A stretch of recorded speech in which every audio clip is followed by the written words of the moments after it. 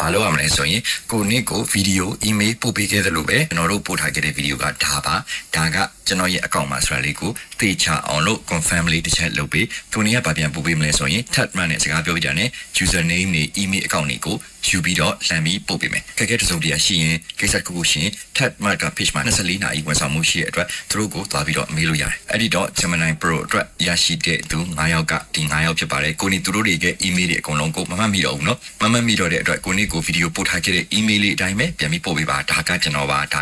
ဆိုပြီးတော့ဥပမာ Gemini Pro ရရှိတဲ့သူက Gemini Pro လို့ရိုက်ပြီးတော့ခေါင်းစဉ်မှာရေးပြီးတော့ပို့ပေးအခုနောက်ထပ်9ယောက်က CapCut Pro အဲ့တော့ CapCut Pro ကဒီမှာဗီဒီယို edit တွေကိုဒီထက်ပိုကောင်းအောင်လုပ်နိုင်ကြပါစေပို့ပြီးတော့ကောင်းလာမယ်ဆိုတော့ကျွန်တော်လုံးဝသိချပါတယ်နောက်ဆုံးတစ်ခု ChatGPT Plus က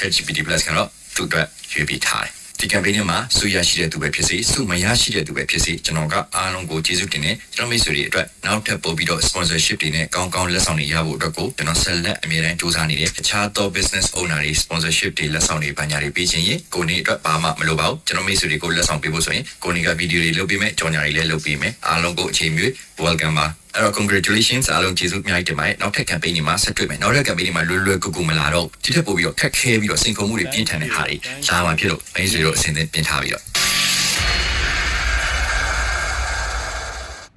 ကဲ